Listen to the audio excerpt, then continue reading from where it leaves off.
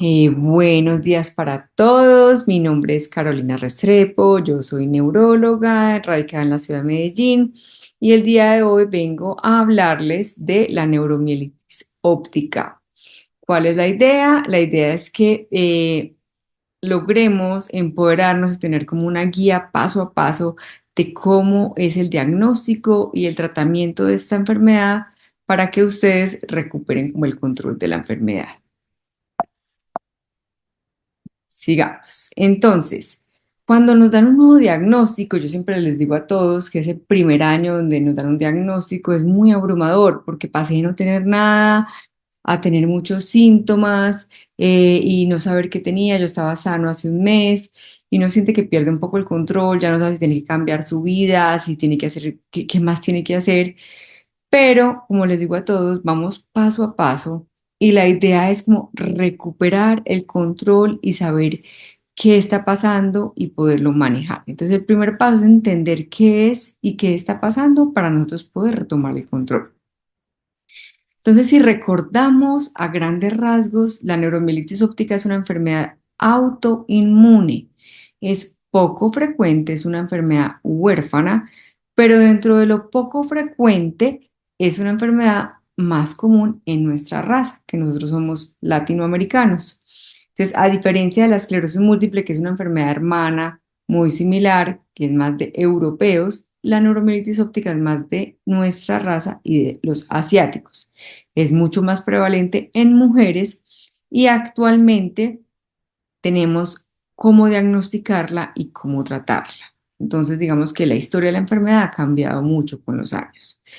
A grandes rasgos, se llama neuromielitis óptica porque afecta principalmente los ojos y la médula espinal y ya vamos a ir hablando un poco de estas características. Y van a verla hay veces como espectro porque no todo el mundo cumple los criterios específicos para hablar de una enfermedad de neuromielitis óptica seropositiva, entonces muchos quedan en el espectro de neuromielitis óptica. Entonces, para empezar a entender un poco cómo funciona o qué es lo que pasa, replicamos este modelo. Entonces, háganse de cuenta que el edificio es el sistema nervioso central, ¿cierto? Entonces, donde está nuestro cerebro y la médula, que son el sistema nervioso central. Y ellos tienen unas tuberías que se llaman acuaporina 4, ¿cierto? Son unos canales que permiten el paso de agua al sistema nervioso central, porque acuérdense que nosotros requerimos el paso de agua para muchas de las funciones. Y acuérdense que el sistema nervioso central o esta casa está protegida porque es exclusiva. No permitimos que nada de la periferia entre allá sin permiso. Entonces hay unos guardianes que los llamamos barrera hematoencefálica. Y lo que nos pasa es que estos guardianes reciben un mensaje de que las tuberías están dañadas, ¿cierto? De que los Aquaporina 4 están dañados y empiezan a atacarlos y forman anticuerpos que se llaman anti-aquaporina 4. Y este es el marcador de la enfermedad que podemos encontrar. Entonces se habla que hasta el 80% de los pacientes son positivos, o los decimos cero positivos para anti-aquaporina 4. Hay un grupo de pacientes que no lo son, un 20 a 30%, y los llamamos del espectro o seronegativos. Entonces, pasemos a el semáforo de síntomas. ¿Cuál es la idea? Que tengamos unos síntomas específicos, así como en el ACV, en los derrames, para que nosotros podamos identificar cuáles son las características de esta enfermedad. Entonces, como lo hablamos previamente, neuromielitis óptica, entonces afecta los nervios de los ojos. Los nervios de los ojos, y más adelante les muestro una imagen, es como el nervio que conecta directamente el ojo con el cerebro y transmite la visión. Y al atacarlo, vamos a empezar a tener visión borrosa y pérdida de la coloración, que inicia sutil, pero que va a ir avanzando hasta el punto en que puedo perder la visión y ver completamente negro o visión de bultos, ¿cierto? Puede ser un ojo o puede ser bilateral. Incluso es característico de la neuromielitis óptica que sea bilateral. También puede ser la médula, ¿cierto? Entonces, ¿cómo sé yo que me está atacando la médula? Entonces, empiezo con una debilidad, pero usualmente tiene un nivel. Entonces, según el nivel de la médula, yo puedo saber si está a nivel del ombligo hacia abajo o de los senos hacia abajo. y usualmente es claro, ellos logran identificar con una banda a partir de donde no sienten, sienten debilidad, pueden sentir calambres, espasmos y según el nivel pueden incluso alterar el control de esfínteres y requerir que tengamos evacuaciones con sonda.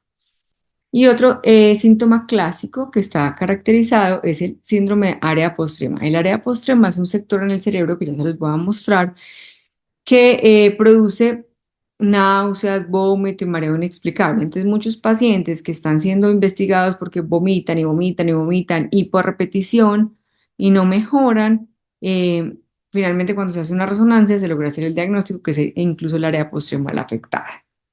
Entonces, vamos con estos primeros tres síntomas. Entonces, ¿qué hace un clínico o qué hace un médico, neurólogo, especialista cuando les dicen que tienen neuromielitis óptica? Paso número uno, entonces todo esto que yo les estoy contando es lo que nosotros evaluamos. Lo primero es mirar qué tanto está afectada la visión, es un ojo, son los dos ojos, son los ojos y la médula a la vez, o es una de las dos, o es el área postrema. Y con esto nos hacemos una idea de cómo enfocar los exámenes diagnósticos. Usualmente todos van a requerir una resonancia magnética, que ese es el aparato grande donde nos metemos, porque con la resonancia podemos caracterizar. Recuerden que neuromielitis es una enfermedad desmielinizante muy similar a muchas otras. Entonces es importante tener todo el paso a paso y por eso hay guías muy claras de cómo hacer el diagnóstico.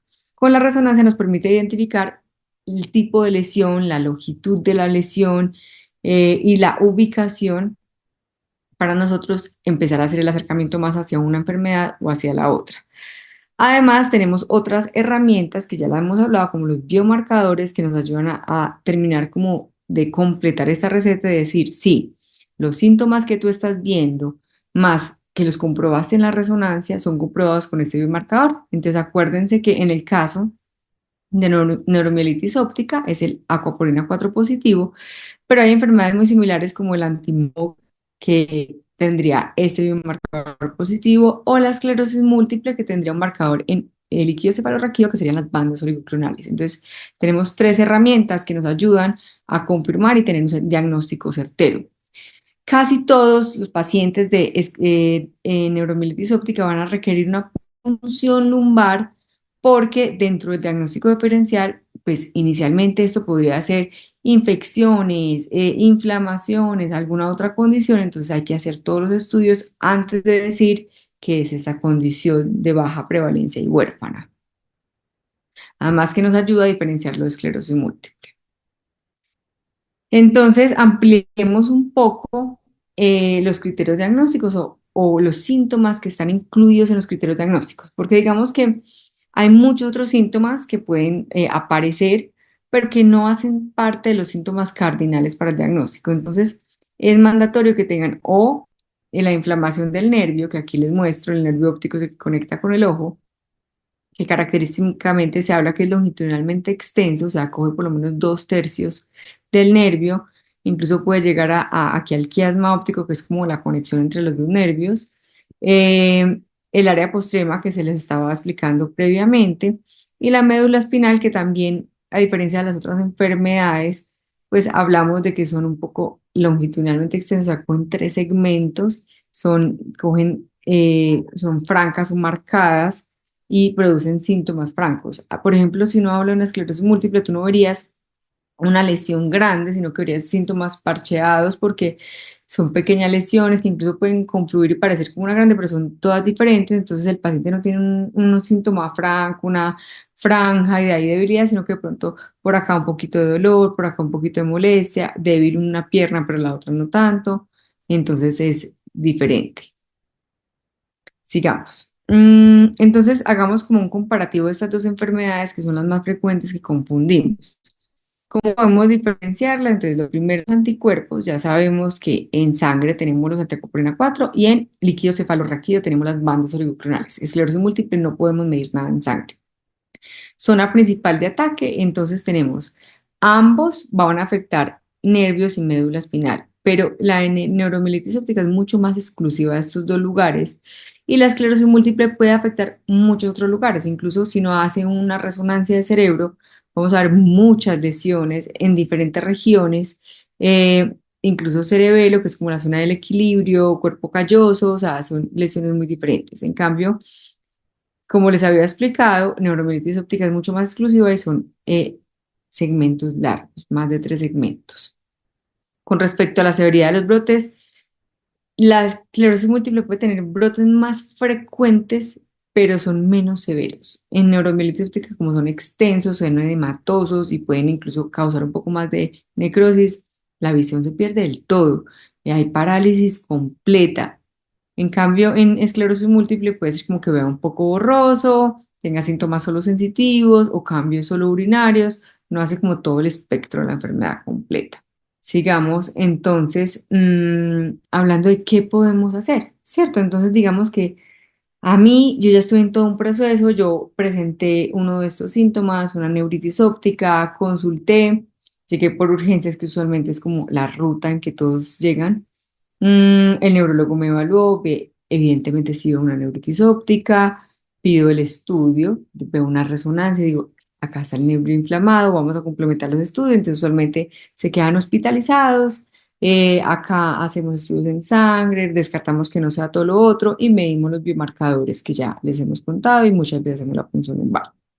Entonces supongamos que llegamos a la conclusión y decimos, tú tienes una neuromielitis óptica. Entonces, quiero darles como las tres formas de tratamiento que van a ser nuestros pilares para construir como este escudo que nos va a proteger. Entonces, el primero es apagar el fuego, ¿cierto? Entonces, cuando yo llego por estos síntomas, estoy inflamado, ¿cierto? Mi nervio está inflamado, la médula va a estar inflamada y va a depender de que yo apague esta inflamación rápido, de que mis síntomas no queden como secuelas, ¿cierto? ¿Qué quiere decir eso? Entonces, si yo empiezo a ver borroso y consulto inmediatamente, probablemente el diagnóstico va a ser rápido, me ponen tratamientos que ya vamos a explicar cuáles, y yo voy a lograr disminuir esta inflamación y que no haya lesión o que la lesión sea menor. Pero si yo me demoro mucho en consultar y decido como que esperemos a ver y pasa una semana y llego, probablemente ya la inflamación alcanzó a hacer el daño y por mucho que pongamos tratamiento, la recuperación puede dejar alguna secuela y yo puedo quedar viendo borroso o puedo quedar con debilidad o puedo quedar con síntomas sensitivos o puedo tener problemas para orinar. Entonces aquí es como la primera alarma que debemos consultar rápido y mientras más rápido mejor. Y esta primera capa de apagar el fuego, mientras más la iniciemos en las primeras 24 horas, mejores son los resultados y en nuestra institución hemos muchos estudios de esto. Una vez apagamos el fuego, y todo esto lo vamos a ir ampliando, vamos a construir el escudo y vamos a empezar tratamientos modificadores de la enfermedad. Entonces vamos a hacer tratamientos que van a intentar controlar estos guardianes para que no ataquen, ¿cierto? Y por último, la tercera etapa o capa de perdón del escudo es la recuperación de esta secuela, ¿cierto? Tenemos que hacer cambios en el estilo de vida y rehabilitación para que esta debilidad, esta baja visión, estos síntomas sensitivos mejoren. Entonces, ampliemos un poco esto.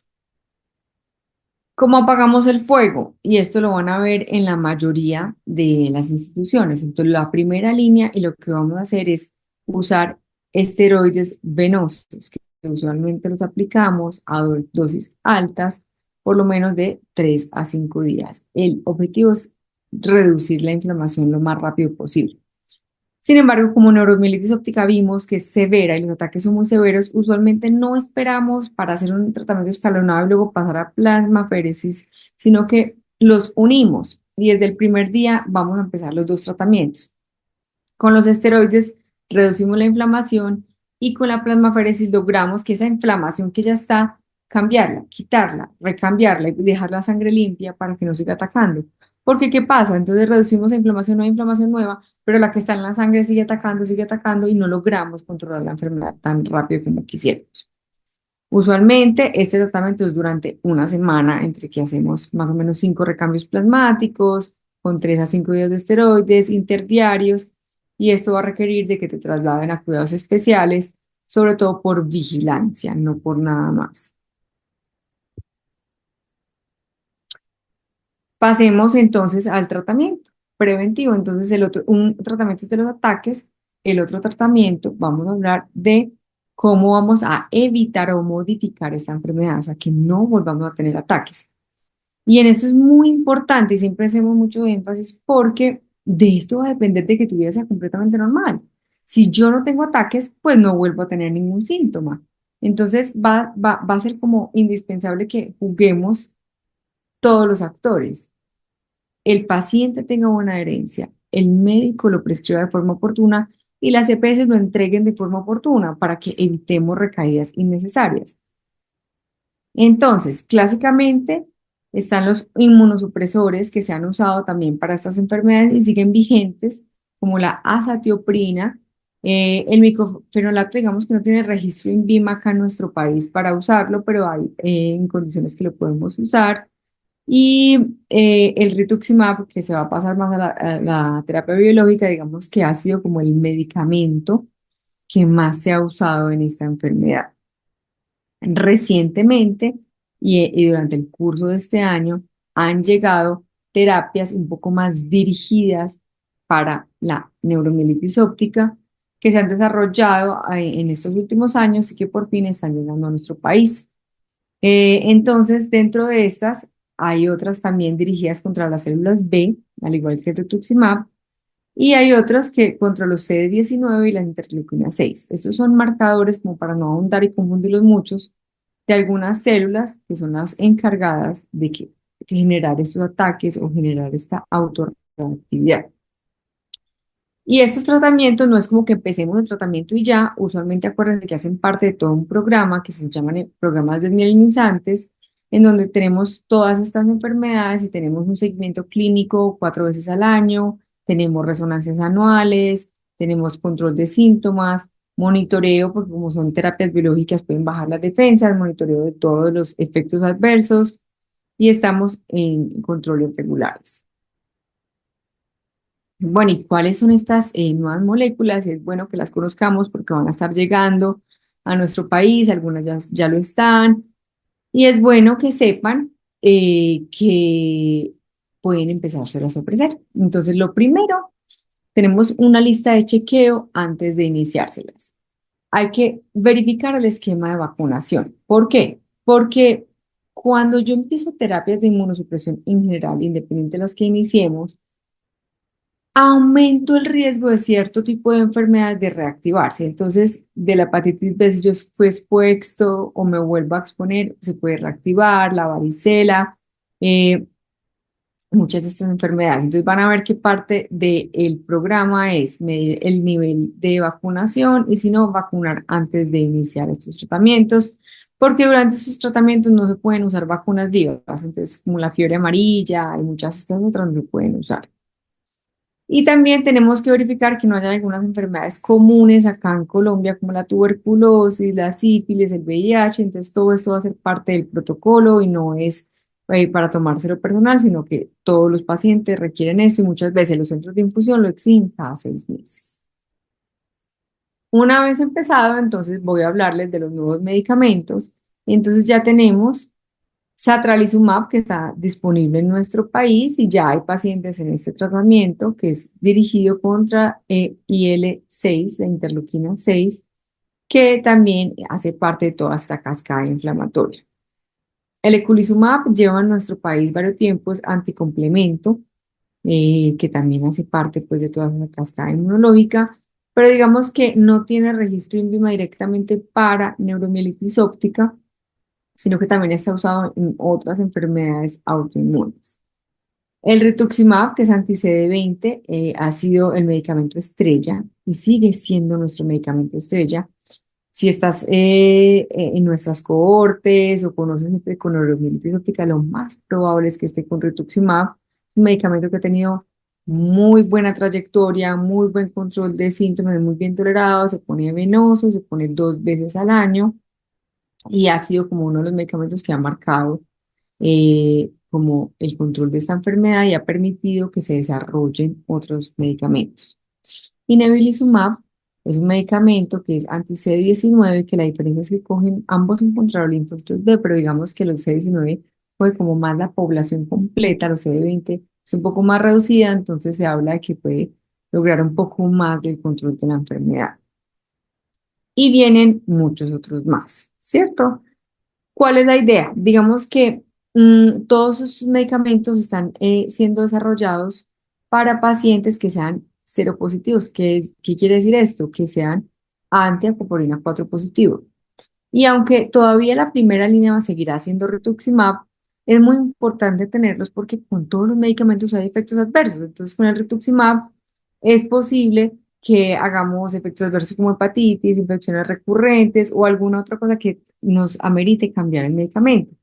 O también, no es una cura a la enfermedad, pueden haber fallas a este medicamento. Entonces, tener estos nuevos medicamentos que sean herramientas para nosotros poder cambiar y continuar controlando la enfermedad ha sido una gran fortuna para nuestro país.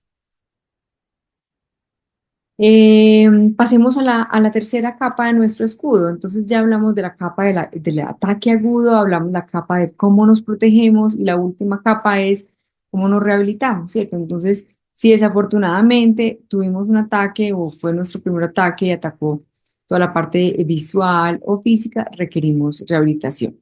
¿Y por qué me tomo el trabajo de hablar de la rehabilitación? Es porque muchos nos menosprecian y dicen como que no, ya tengo mis tratamientos y todo, pero resulta que el sistema nervioso central solo regenera o busca nuevas conexiones si las requerimos. ¿Qué quiere decir esto? Si yo ni siquiera uso la mano porque mi mano está débil y simplemente la anulo, pues el sistema nervioso central no va a haber una necesidad de buscar nuevas conexiones. Entonces, pues la manito no se va a recuperar. Pero si yo desde el día uno estoy enviando mensajes de que yo necesito esa mano, abro y cierro, intento coger esa mano, la estiro, la subo, entonces el sistema dice, pero es que necesita esa mano, entonces va a hacer todo el esfuerzo para recuperar. Muchas veces no podemos recuperar esa neurona dañada, pero podemos enviar otras conexiones de otras neuronas y ellas van formando nuevas conexiones para poder recuperar la movilidad. Entonces va a ser indispensable. Lo otro, recuerden que las articulaciones cuando no se mueven duelen. Entonces yo tengo una mano en una posición doblada y la dejo así y no la rehabilito, pues me va a doler mucho. Entonces nosotros siempre somos enfáticos en estirar muñecas, estirar manos, estirar todo el codo, coger el brazo y subir el hombro, todo así nos duela porque vamos estirando y evitamos que se nos congele, hombro congelado, codo congelado. ¿Qué otra parte es muy importante? Apoyo psicológico. Recuerden, o sea, yo pasé de estar completamente normal a tener una enfermedad discapacitante, que no solo estoy viendo los síntomas, me estoy rehabilitando, pero que también entonces voy a tener que usar un medicamento de por vida, voy a tener que programar muchos aspectos de mi vida como el embarazo, la lactancia, acuérdense que eso es más prominentemente en mujeres, pero en el caso de los hombres, si hacían esfuerzo físico, entonces se van a ver muy afectados en su ámbito laboral mientras se recuperan. Entonces, es indispensable que hagamos el uso de este tratamiento con psicología porque ellos nos pueden dar muchas herramientas para motivarnos y que la depresión no haga que nosotros no queramos rehabilitarnos y de pronto perdamos esa ventana de tiempo de recuperación y después quedemos con secuelas posteriores. Hay estimulación eléctrica, hay muchos tipos de rehabilitación física y la terapia ocupacional es indispensable porque la idea es retornar a la vida normal, retornar al trabajo en la medida que sea posible. Si tenemos algunas secuelas pero que podemos adaptar, eso nos va a favorecer la independencia y no es lo mismo yo estar postrado en cama que poderme parar en muletas, no es lo mismo en vez de muletas usar caminador o no es lo mismo ya poder lograr independencia, ir al baño pasar de una pañal, de pañal a sanitario, ¿cierto? Entonces, todos esos pequeños logros hacen que cada vez seamos independientes y nos eviten secuelas a largo plazo. Hay otra parte del estilo de vida que podemos ayudar. Entonces, si bien no es una enfermedad metabólica o no hay una sola causa que explique, porque esto es una pregunta grande, ay, porque me dio a mí, digamos que cuando hablamos de enfermedades huérfanas es porque no tenemos una causa principal, son causas ambientales, más infecciosas, más una autorreactividad de base genética, aunque no quiere decir que esa heredad de genética que la vayas a pasar a tus hijos, pero que tienes como una probabilidad de tener más esa enfermedad, ha hecho que todo se unió y te dio la enfermedad. Pero si hay algunas cosas en el estilo de vida que favorecen que la autoinmunidad baje. Entonces, en general, la vitamina D, si bien ha sido mucho más estudiada en esclerosis múltiple, se sugiere que debemos tener buenos niveles de vitamina D. ¿Para qué? Para evitar más enfermedad autoinmune y hacer una conversión como un estado menos inflamatorio. Entonces, usualmente lo suplementamos, así vivamos acá en el trópico y tengamos buena exposición solar. Hábitos como el tabaquismo, de si algo hay que suspender y cambiar en el estilo de vida es el tabaquismo, porque este es proinflamatorio y favorece nuevas recaídas. También ha sido mucho más estudiado en esclerosis múltiple, pero en neuromielitis óptica también tiene mucha parte en esto. ¿Qué más se recomienda? Ahora que hay tantas modas de dietas, digamos que no hay una recomendación de una dieta específica porque si ustedes van a diferentes nutricionistas, pues hay dietas antiinflamatorias que recomiendan, que ayuno intermitente y todo eso, pero en general, por lo menos sí se recomienda una dieta saludable. ¿Qué quiere decir esto? Bajan alimentos procesados, volver a las verduras, a las frutas, las carnes también, una distribución entre carnes blancas y carnes rojas. Y se habla como de que la dieta mediterránea de pronto es un poco la dieta más integral. Incluye gran variedad de vegetales, frutas, algunas leguminosas, algunas harinas y todos los tipos de proteínas, tanto vegetal y animal. Evitar alimentos procesados, mecatos, gaseosas, comida rápida. Digamos que pues no es que nunca más, pero que intentemos ir variando, incluyendo todos estos alimentos. Entonces, por lo general, sugerimos también apoyo nutricional. Em, Y ya para ir terminando, digamos que hay otros síntomas invisibles que les hablé desde el principio, que si bien no hacen parte de los síntomas cardinales para el diagnóstico, sí pueden causar mucha discapacidad en caso de que los tengamos. Entonces, lo primero es la fatiga, que es mucho más marcada en esclerosis múltiple, digamos que en neuromielitis óptica no la describen tanto, pero sí en la parte de rehabilitación, cuando uno está rehabilitando y tiene debilidades, pues el solo hecho de pararse, dar unos pasos, sostener el peso del cuerpo, genera mucha fatiga, mucha cansancio físico. Para el cuerpo es todo un esfuerzo hacer eso y podemos sentir que estamos agotados. Y entonces muchos dicen, es como que yo llego después del almuerzo y no soy capaz. Entonces, para esto hay una buena estrategia y es hacer una pequeña siesta corta, 15 minutos o incluso sin dormir. Simplemente reposar para que el cuerpo empiece como que a descansar y las conexiones que estaban muy estimuladas puedan como motivar, pues como activarse y volver a regenerar. Usualmente una pausa después de almuerzo o en la mitad de la jornada funciona bien, planifique y priorice. Entonces, usualmente les decimos, no, amanece con muy buena energía, intentar hacer como todo lo que sea más físico ahí y ya en la tarde reposar un poco más y de pronto volver a retomar después de las 3 de la tarde un poco. Eh, las pausas preventivas que les estaba explicando y la otra parte es la parte del sueño. Entonces, como hay veces tenemos incontinencia o espasmos dolorosos o quedamos con calambres, es importante que todo eso nos lo digan porque para eso también hay tratamiento y esto va a mejorar mucho la calidad de vida. Entonces, en la medida en que yo maneje estos espasmos, estos movimientos anormales que les estorba, este calambre, es mejor el sueño, pues vamos a tener mejor reposo y mejor de calidad de vida durante el día.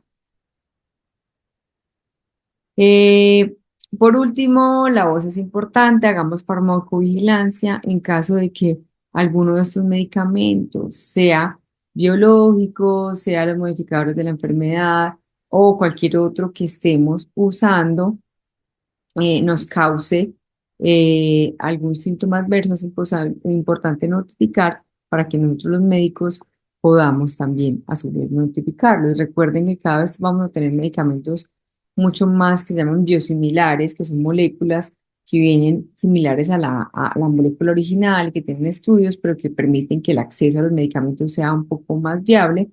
Y todos estos síntomas son importantes notificarlos para que hagamos la farmacovigilancia entre todos. Entonces, con esto termino y quiero decirles que ustedes no están solos. todos los médicos, en nuestro caso neurólogos que trabajamos por ustedes, estamos para apoyarlos en todo tipo de preguntas, no solo acerca de la enfermedad. Muchas veces, por eso nos vemos 4 veces al año, porque uno en una sola consulta no logra abarcar todo, pero en la siguiente podemos hablar, bueno, yo he estado pensando en tener hijos, yo los puedo tener, no los puedo tener. ¿Qué opinas tú del trabajo? ¿Será que yo me tengo que cambiar de trabajo? Eh, ¿Qué opinas tú de retomar el ejercicio? Mira, estoy teniendo estos problemas en la dieta, o estoy tosiendo, tengo este dolor. Si están pasando por momentos difíciles, siempre los aconsejamos a ir a psicología. En el grupo usualmente hay médicos generales que tienen mayor disponibilidad también de citas. Estos grupos de apoyo, como las fundaciones, son indispensables porque no sentirse solo hace que la vida sea más fácil y que me ayuden, ¿cierto? O sea, yo nunca voy a tener una enfermedad de esas que me ayuden a cómo hago la gestión de estos medicamentos, cómo me aprueban estas citas. Entonces, comuníquense, estamos para todos. Recuerden que el proceso con la familia también es importante. Y bueno, quería agradecerle a esta fundación por invitarme y por apoyar todos estos momentos para ustedes, todos estos webinars que hacen que ustedes tengan un poco más de control de la enfermedad. Y voy a quedar atenta a las preguntas que ustedes tengan y también pues les voy a pasar mi correo por si alguno de ustedes quisiera ampliar algún tema o tener alguna duda, no duden en hacerlo. Muchísimas gracias por la invitación. Usted nos ha dicho en su presentación que la esclerosis múltiple con la neuromielitis óptica seguramente tienden a confundirse, pueden ser muy parecidas. Y la primera pregunta es esa. Cuando una persona tiene, digamos, algunos síntomas, asiste al médico, ¿están nuestros médicos de primer nivel o médicos generales, digamos, capacitados para empezar a entender esas diferencias entre una cosa y la otra? Porque de eso depende, sin duda alguna, que el diagnóstico sea mucho más rápido y ágil. Ay, Julio, excelente pregunta. Pues, a ver, para ser honesta, capacitados en diferenciar, no. Incluso para neurólogos generales es bien complejo, porque acuérdense que estas son enfermedades huérfanas que no son muy comunes y que de pronto no está en el día a día de muchas personas. Lo que sí están capacitados para identificar que algo no está bien, ¿cierto? Que son enfermedades neurológicas y remitir al grupo de neurología. En eso sí están capacitados. Usualmente ellos, por ejemplo, en nuestro centro, si bien el primer contacto es con médicos generales, son médicos generales de neurología, ¿cierto? Entonces han visto mucho más y lo hacen más rápido, pero así sea un médico general normal, que no tiene mucho contacto con neurología, va a ver que esto no es normal y va a remitir a neurología y ya nosotros nos encargamos de dar el diagnóstico certero. Por eso decimos que es una prioridad, pero tampoco es algo que van a hacer un diagnóstico en un día, ¿cierto? Más o menos el proceso desde los primeros síntomas al diagnóstico certero son 3 meses. Perfecto. Doctora, ¿qué tan frecuente es esta enfermedad en territorio colombiano? Usted hacía énfasis en que se presenta mucho en nuestra raza, pero también en los asiáticos, y, Sí. y hacía la diferencia con la esclerosis múltiple, que es una enfermedad que se presenta mucho en Europa. Digamos, los datos pueden indicar cuántos casos tenemos en Colombia de esta patología. Sí, tenemos más o menos una prevalencia de 9 por 100.000, o sea, sigue siendo una enfermedad huérfana, no es tan común, pero puede ser un poco más frecuente que otras enfermedades huérfanas. Correcto. Y aprovecho su especialidad como es neuróloga para tratar de entender, ¿toda enfermedad autoinmune termina siendo una enfermedad huérfana? Y si es una enfermedad autoinmune y huérfana es porque tiene una relación directa con el tema genético.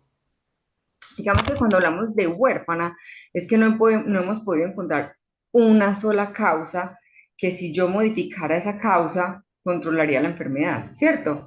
Se ha encontrado que hay autoinmunidad, ¿cierto? Y es en lo que más basamos los tratamientos, en esa autoinmunidad, pero se ha encontrado que el disparador puede ser desde el Epstein-Barr, que es un virus, una mononucleosis infecciosa que le da a uno en la adolescencia, puede ser estresores, es muy clásico que son, por ejemplo, en esclerosis múltiple, son mujeres jóvenes que justo se acaban de casar o quedan en embarazo y ¡pum! Desencadena la enfermedad. y que tienen una predisposición genética, pero no hay un solo gen heredado para uno decir es una condición genética, tampoco es como que todos tengan el Epstein-Barr, ni que fue por una causa específica, entonces es huérfana. No todas las enfermedades autoinmunes son huérfanas porque hay algunas que sí tienen una causa específica.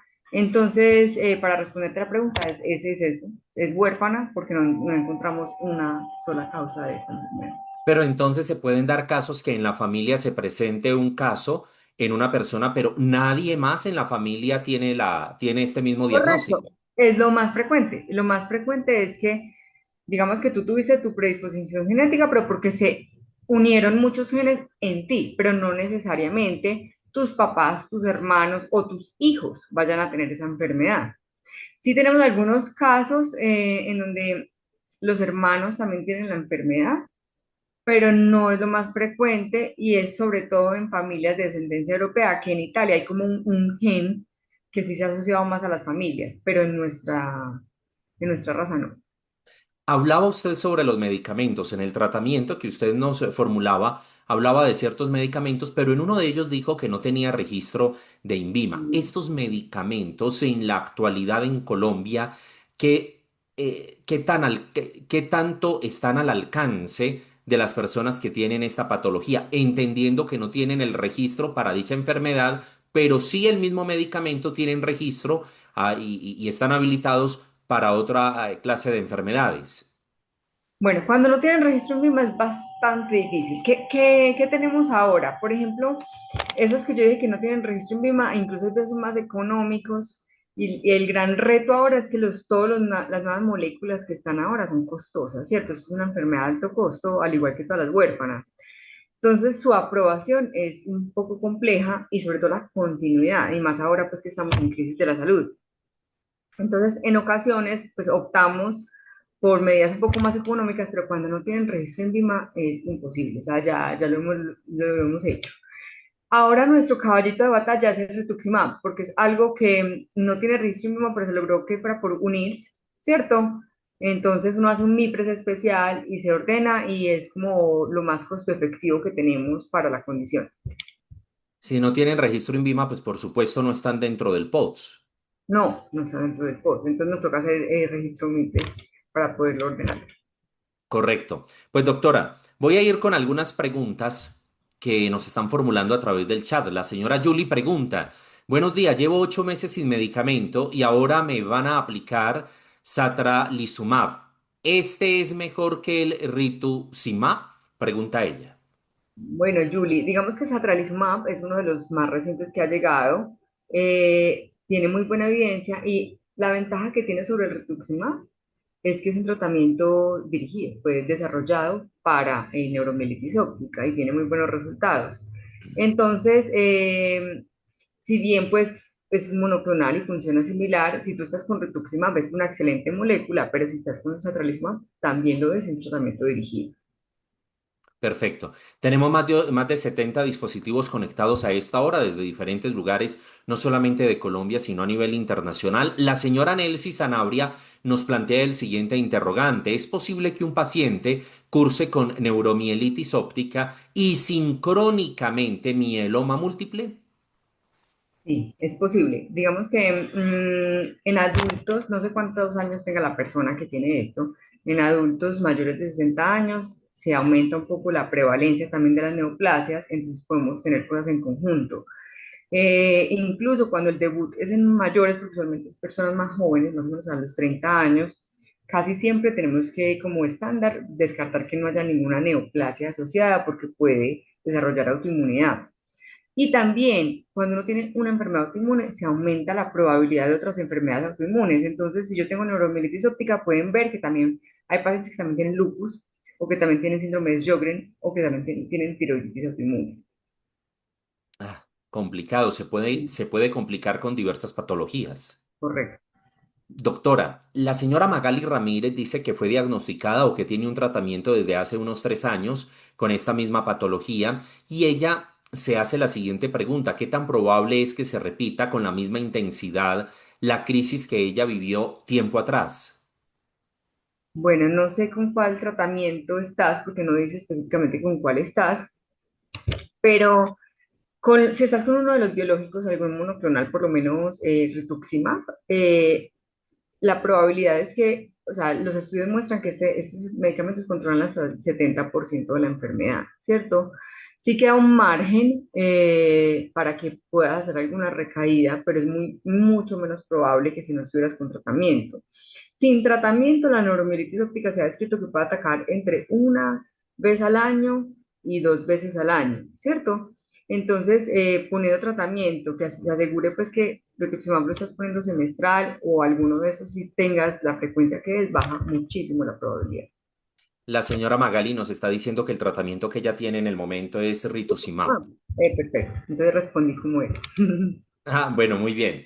A propósito de ese medicamento, Rocío Castro nos pregunta que si con este medicamento, el Retizumab, ya no le deben de pedir el Mipres. No, sí, como expliqué, como no son directamente post por registro en biomas, sino que se debe hacer un MIPRES bajo un concepto que es UNIRS. Entonces, sí, semestralmente requiere el MIPRES. Doctora, el pronóstico. Hablar del pronóstico es una aventura porque uno realmente no sabe qué puede pasar a mediano o a largo plazo. Pero el pronóstico en términos generales, para las personas que tienen esta patología, ¿cuál puede ser?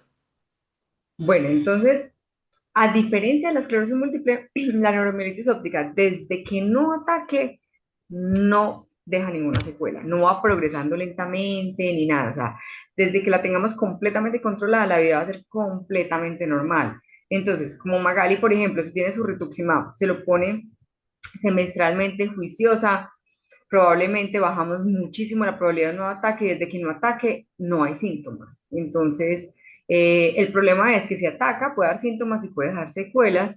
Que por ahí leí a una persona, ya voy a volver, que dice, Rocío Castro, que si es normal tener alteraciones en la sensibilidad por el resto de la vida.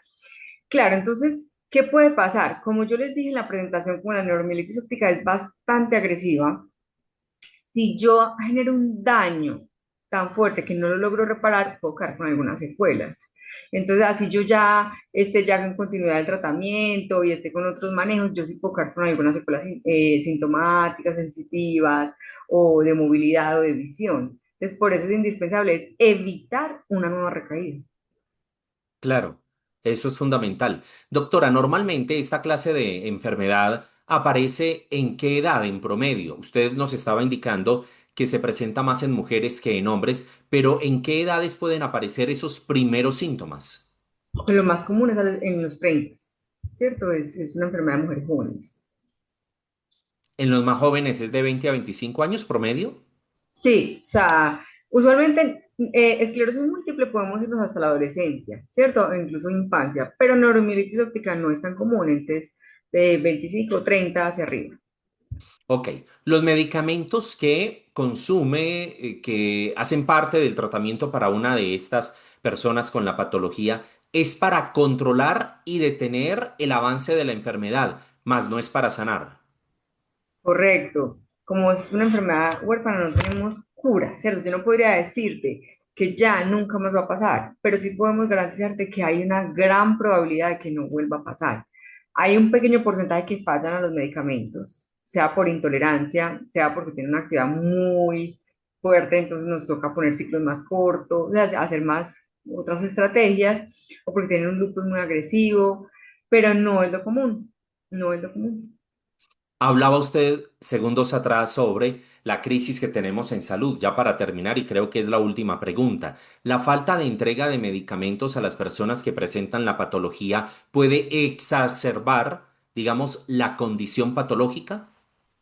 Sí, es lo más desafortunado que hemos tenido. Digamos que en estos últimos 3 años, yo que trabajo en el neurológico con toda esta cohorte, incluso de EPS como Saber Salud, que es una EPS pues, del gobierno, estaba muy controlada. O sea, eran pacientes que recibían su tratamiento semestral y podíamos, incluso nosotros hemos publicado estas cohortes, iban muy bien, pero desafortunadamente en 3 años venimos de para atrás, porque como dice aquí Julie, no me entrega el medicamento a tiempo, hago una nueva recaída y una nueva recaída implica demasiada discapacidad, o sea, puedo pasar de haber tenido visión borrosa a ceguera legal y ustedes entienden pues que perder un ojo es algo que es demasiado discapacitante, o perder la movilidad. Entonces pasan de que estaban caminando normal, ahora a silla de ruedas.